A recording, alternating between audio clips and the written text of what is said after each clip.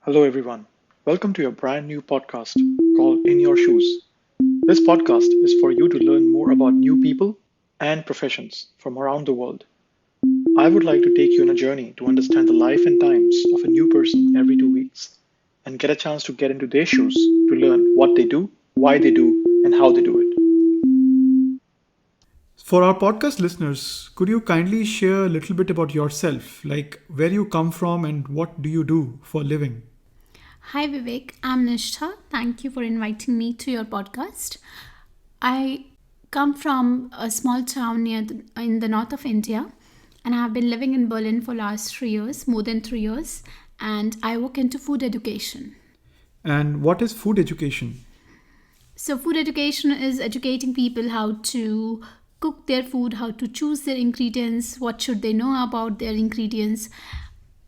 Especially I work around the North Indian recipes where I come from, but there are so many ingredients that can be universally used into many other cuisines as well. And what do you do as part of your food education? Like, do you take classes? Do you take workshops? What is the process? That's a very good question, Vivek. So I organize online and offline team events. I also do it for individuals, private workshops. I organize around ingredients, around cooking, and different concepts. Okay. Uh, why did you choose to do this particular work? What brought you into this particular field of work? So this was not my first choice, if I would say. So I was listening to. I would want to tell you a story about it. So I was listening to a conference, and somebody was saying that if you want to see what a child can do best in his life, is his or her life, you got to observe his or her childhood behavior. So my mom still tells me that when I was around 3 4 years or 5 6 years, I used to try to cut onions, and I used to take a lot of interest in cooking. So I think that was kind of interest, and then eventually I grew up. I was so deep into studies, so I never did cooking as such, and happened to do my master's in finance and IT. But it was 2013 when I had to move with my partner to South Korea, Seoul, and I didn't have a working visa. And so I started out just out of interest organizing these workshops. Even I was learning cooking at that time, but I started organizing these workshops, and I got really good response, and I really enjoy what I do today. So you said that you started working on this when you were in South Korea, and you mentioned that you now are in Berlin. So how long have you been doing these workshops, and what is the difference between the workshops that you perhaps, or the education that you had given when you were in Korea and now in Germany, Berlin? That's again a very good question, Vivek. I'm more or less doing it for 6 7 years. There were few times when I was doing it like regularly. There were few days when I wasn't doing it as much.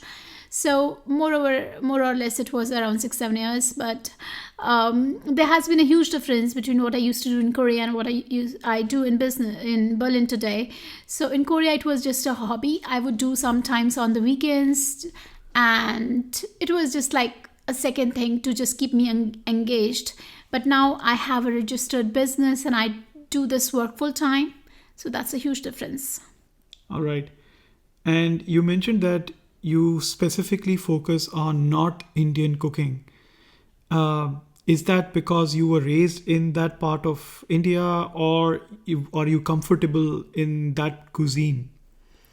So yes, I focus on in North Indian cuisine because that's what is I grew up eating, and because I stay in Europe and I was staying in South Korea, there was a lot of scope for me to share what I was eating, what could be beneficial for the people who were coming to my workshop, because they didn't get a chance to spend such a long time in India. And Indian culture, Indian cuisine has a lot to offer.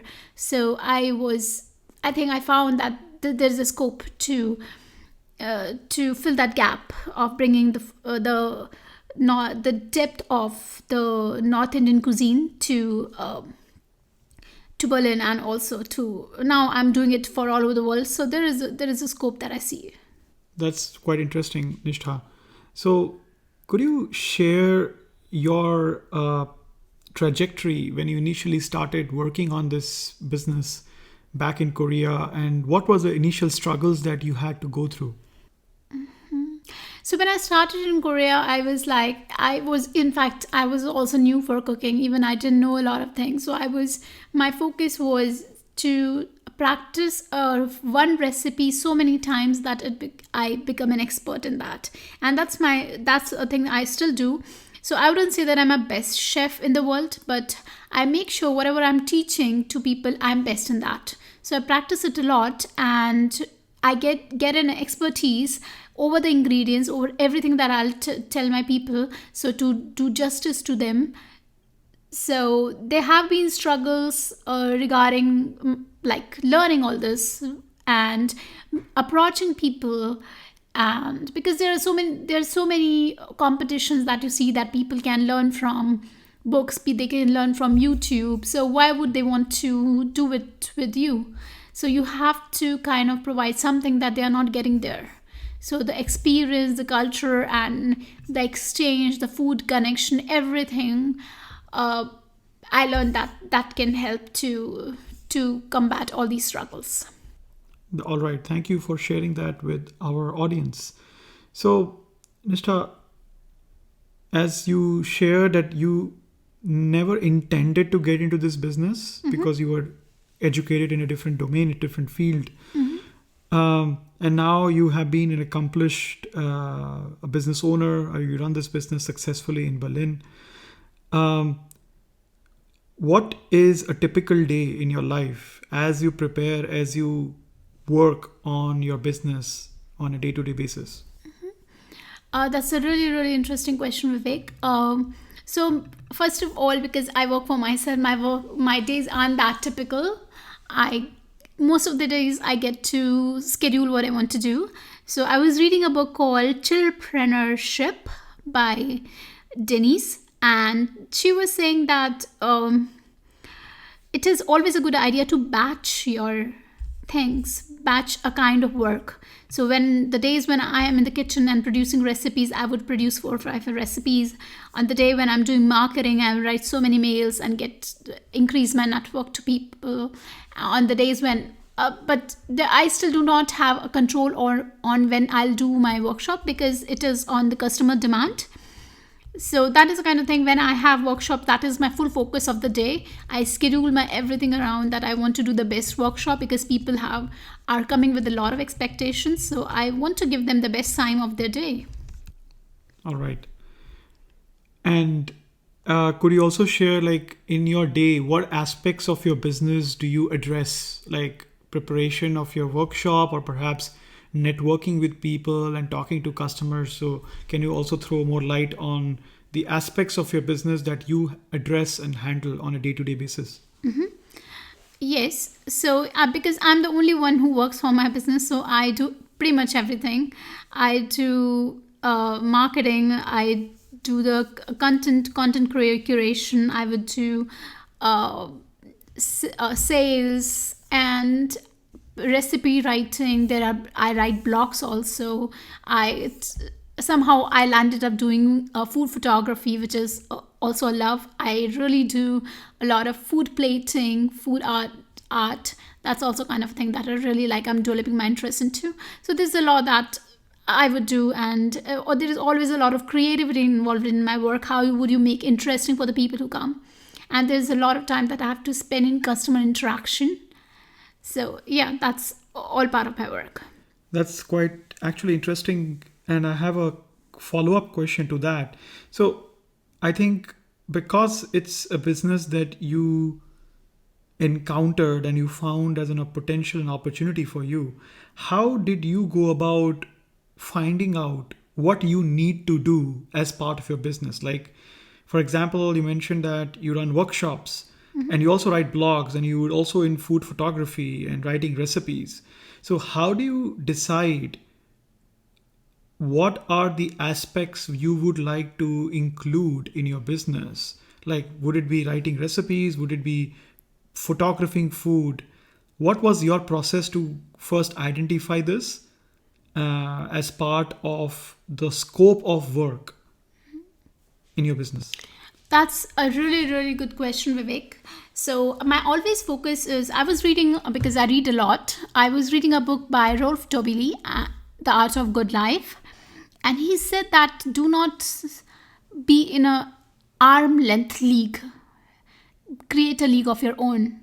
So that is my focus. I do not want to be competing with somebody else who is doing the same kind of work. I always want to do that. I should be doing something that nobody does, and I create my own league. Eventually people will find out that you are doing something and they would also want to do, and your ideas will want to be that unique. However, there is always an advantage of starting early. So I look around what people demand when people come to my workshop. Many times they would ask, do you have a recipe booklet? Do you provide this and that? And because I get to interact with a lot of people, and they have so many questions, and they have so many things that they want, and it is not available. That strikes me. I always work a lot on my customer feedback, because I think that's the way for improvement. If people give you feedback with a good intention, loving people and people who give you feedback with good intention is one thing that I look after. And yes, so that's how I realize, okay, this is something that people are looking for. Maybe I can work onto that. And sometimes I figure out that nobody is giving that them, so I create it. Okay, so there seems to be very organic process for finding out what you need to do instead of like a really top-down structured plan. If I understood that correctly, what would you say about it? Yes, I would say at this time it is just like organic, and I have a kind of team of advisors for my work. Like, I have friends and family who would give me advice, with whom I brainstorm a lot, because I was reading again. I'm sorry, I'm referring my books a lot. I was reading a book, How to Earn Money and Grow Rich. Yes, that was the name of the book. And he was saying there that you always need to brainstorm with people, so you can create a stronger brain, and people can give you ideas which you may not get by yourself. So I have a team of brainstormers, people whom I really respect a lot, and whom I found thoughtful, and I always discuss, and something comes up, and then I develop the ideas. That's actually quite interesting, and I would like to really tease into this. Like, how did you identify the advisors that you need on your team, and how do you go about actually getting them on board?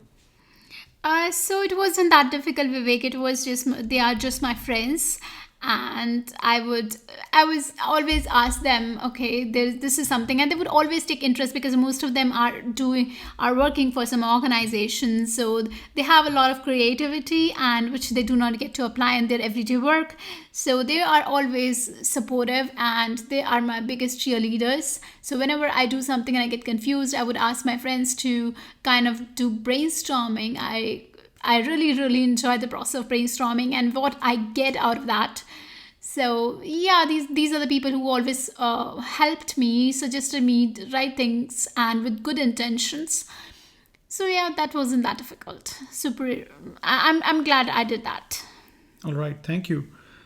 So, Nishta, I want to also understand like the highs and the lows that you have encountered in your business so far, in your journey as a businesswoman and someone who's running this business. So could you share first some of the highs that you encountered in your business so far? And if you can share some of these experiences with our audience, that'll be great. Yes, sure, Vivek. So I was living in South Korea, and I was doing this work part-time, because I didn't have a working visa. So that was the limit, that I wanted to do it full-time, but there was a limitation there, so I couldn't do it. There were so many offers that I got to do for big businesses, and I wasn't able to accept that because I didn't have a working visa. And when I moved to Berlin, I got this freedom that I could do all this work legally. But it kind of took 1 year, 1.5 years to figure out that if I really want to do it, or I want to do something else and all those things. And then I figured out I really, really like doing this work, and I kind of started associating with a few companies. And in last year winter, I really, really had a good business. I did a lot of events for big companies. So there have been highs when I have had good work, did work with good people. Yes, and low was especially during the COVID time. It was a kind of panicking situation when it all suddenly stopped. I had so many bookings, and there was so much of work loss for me. Even right now, people are approaching for offline events, team events for really, really big corporates that I would love to work for. I would love to work with, and I can't just accept because it is because of this corona thing that you cannot have big groups. At the same time, there has been a lot of learning also here.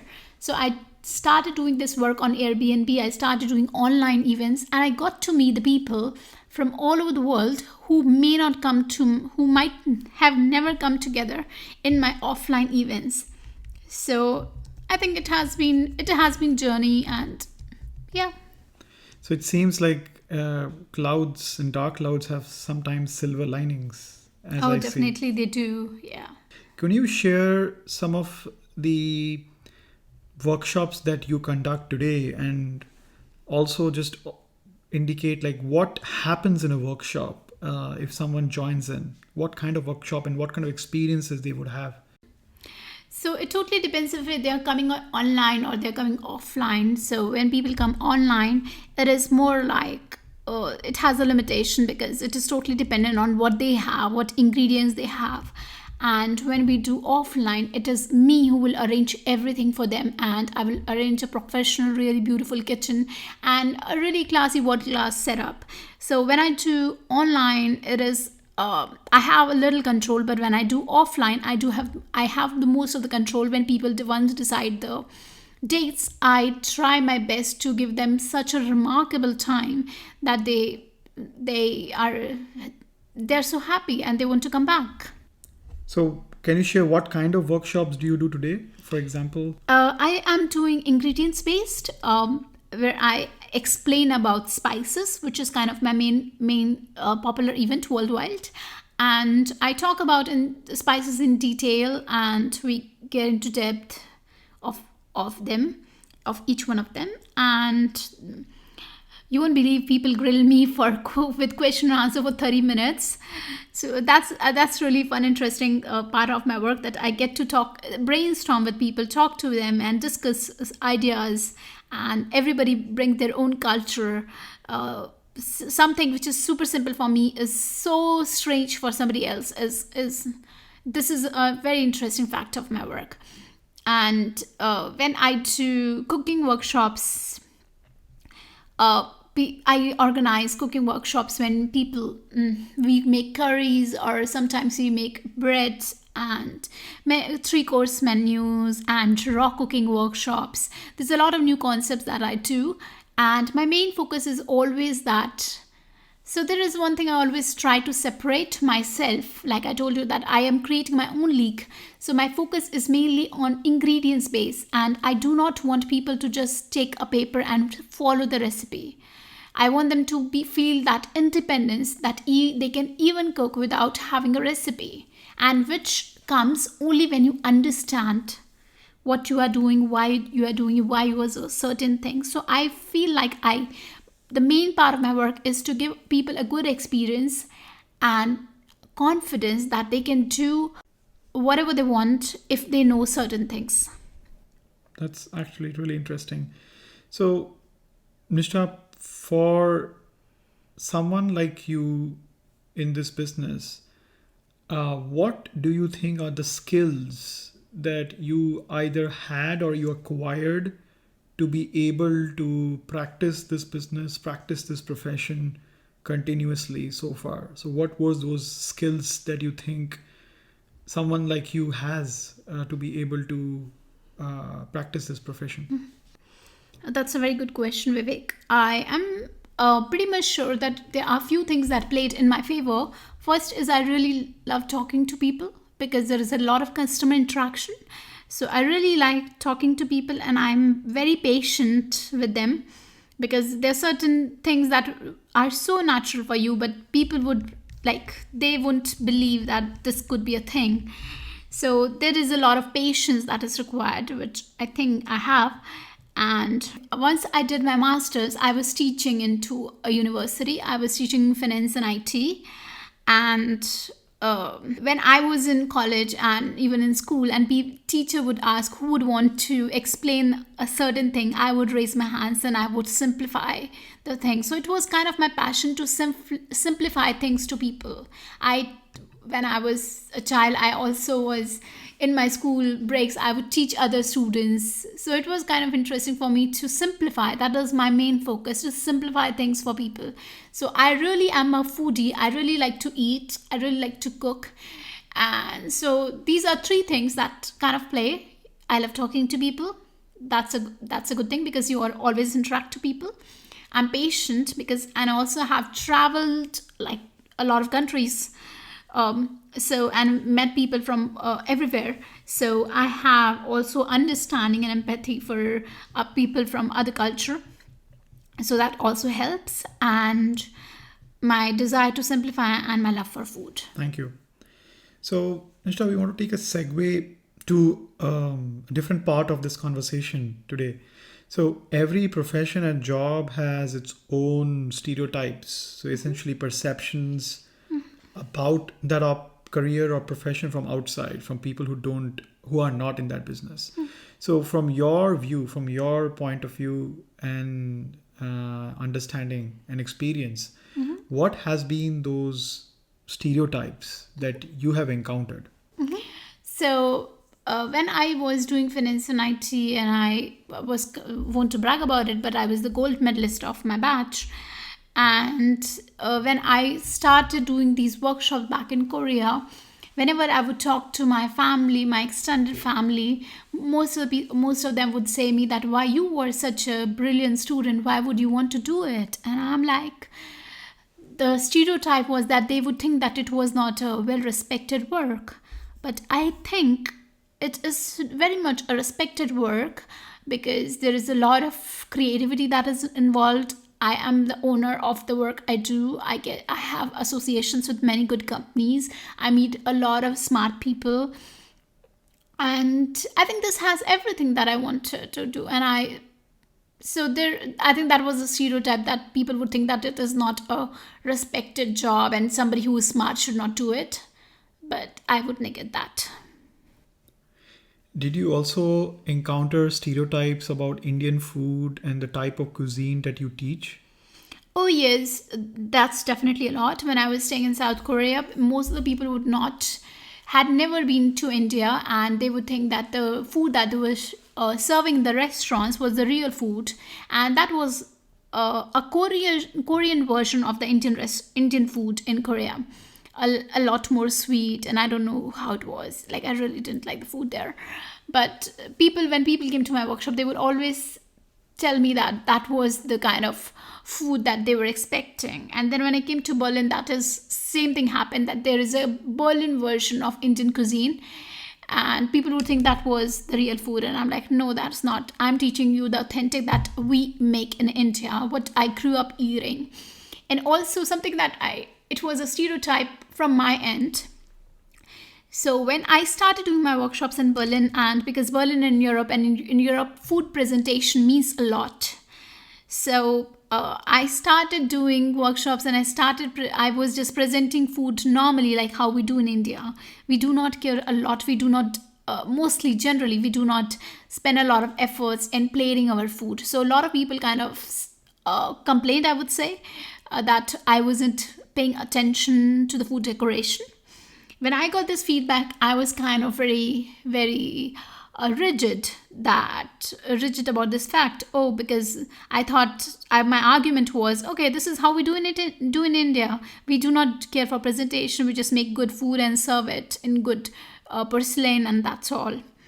But then eventually I broke my stereotype. I started doing food plating. I came into food photography, and now sometimes my food is more beautifully decorated than French food.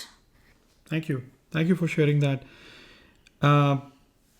I would like to offer this to our audience who are listening to this podcast today, and also an opportunity to really take what you shared and perhaps get inspired and get motivated. So imagine someone listening to this conversation and want to do the same, perhaps go and get into your shoes. What would be your advice for them? Especially, what would you like them to experience? What should they study? How should they start and to get into this line of work? I think it is just about your first thing is you should be interested in food. Second, you should be patient with people. You should love talking to people because this is a job where it's not a kind of an office job where you deal with the same people, but you deal with different people every day and from different parts of the world. So that's if you are patient with people, you like to talk to them.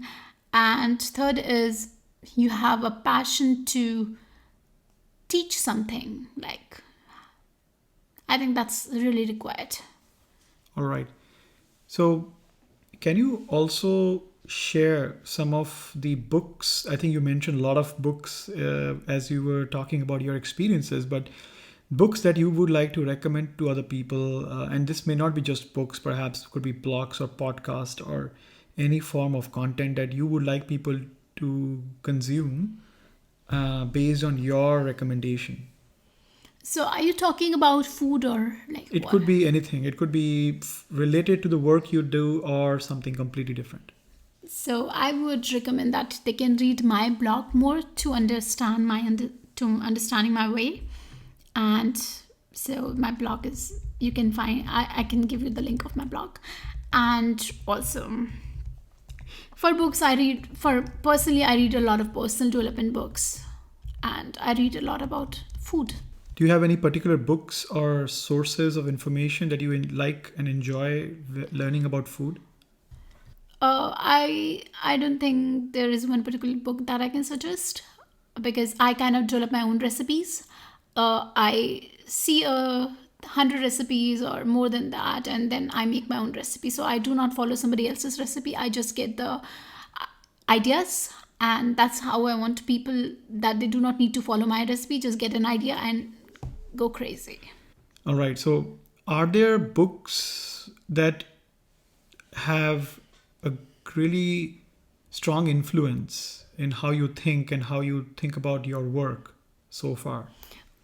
Oh, yes, definitely there has been strong influences on me, especially from people. I think my friends, a lot of people had made the best influence on me. So I would credit more people. And second, yes, there have been books which pushed me a little closer, which give me bravery to get registered this business because I wasn't working for a long time. So you kind of get a rust on your sword, and then it becomes super difficult to start again. So I think it was from books that I got a lot of ideas. If people are looking for any books that they would want to read for personal development, I can recommend a lot of them. However, my rule is that I learn only one thing from one book. So my favorite book would be Feel the Fear and Do It Anyway by Susan Zeffers. So even I asked my brother on my birthday, I asked him to buy that book and he actually did. And he is kind of reading it. So Thank you. It was great talking to you, Nistha. And I want to give you also the opportunity to share like how people can find you and also find your workshops, find your content. So what were the different places people can find this information? So you can find me on, you can go to my website, find me on Instagram, find me on Facebook. I'm not doing, I share mostly about my work, but not about my personal life. But yes, you can follow my work there and you can join my workshops on Airbnb, on Makery, and a lot of other platforms and Eventbrite. So wherever you see, you'll find me. Right now, the name of the workshop is Explore Spices with the Spice Master. All right. So thank you, Nistha, for joining this really personal podcast. And I hope people who are listening to this podcast right now are able to get inspired and motivated to pursue what you are doing. Thank you so much, Vivek. It has been an honor to join your podcast, and you really asked very interesting questions, and you made me think. Thank you so much for that. I really, really appreciate, and I'm waiting for this to be broadcasted. All right. Thank you to everyone who's listening to me and to Vivek. Thanks a lot. Thank you, everyone. Thank you for joining this podcast. I hope this was useful and you learned a lot. For more such great podcasts, please do not forget to subscribe to the podcast channel In Your Shoes on SoundCloud, Spotify, and Apple Music. New podcasts are uploaded every 2 weeks. Goodbye.